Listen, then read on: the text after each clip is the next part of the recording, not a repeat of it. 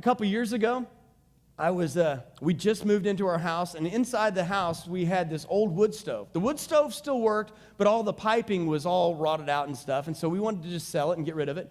And so I put it out on Craigslist, and I thought, well, I'll just try to sell this out on Craigslist.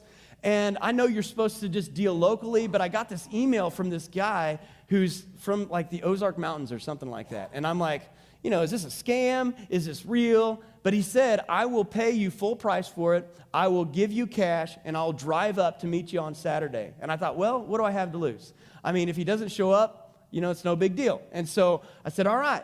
And so I'm waiting on that Saturday. I've got the wood stove pulled out there, and I'm just waiting for this guy to show up. And as I'm watching out the door, all of a sudden I see this 15-passenger van driving up the road. And I'm like, what? Maybe this is the guy, but all over the van is written things like turn or burn, you're going, adultery's a sin. I mean, plastered all over this van. I mean, wrapped in. I mean, this guy had to spend a ton of money painting this all over his van. And I'm like, what is going on? What did I get myself into? And he pulls into my driveway, and he steps out, and the guy looks like he came from like 2 centuries ago. And I'm not making fun of him, kind of. I am. But I'm like, what is going on? And so he's got this big old van. He steps out. I'm like, did I just step into a time warp, a movie? What am I in? Is there a camera hidden somewhere? I know there's got to be one. And so he steps out, and sure enough, this guy steps out, and he's got a whole family with him. They're all dressed like Little House on the Prairie. I'm serious about this. There were 14 people in this van, and they were all his offspring.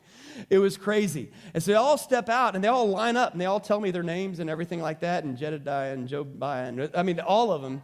And I'm not kidding. And so I'm sitting there, I'm like, what in the world? I've got to just hurry up here, give me the cash and let's get this thing out of the way.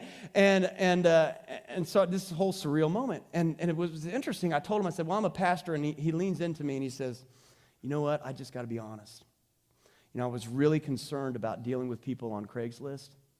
It's so nice to be dealing with normal people.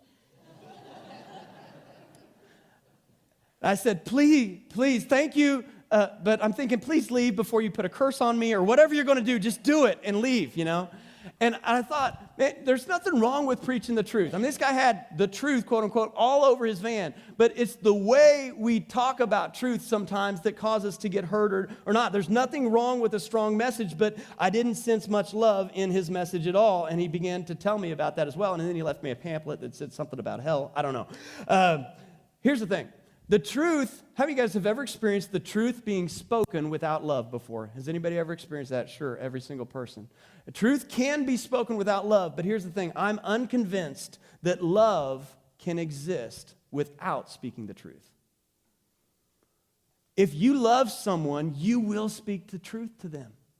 How can you say you love someone as you're watching them go to their destruction and you say nothing? There's nothing wrong with the truth and speaking the truth. And that's why I say Jesus speaks the truth to us. He loves us too much to leave us where we are. He loves us too much to leave us on the road to destruction.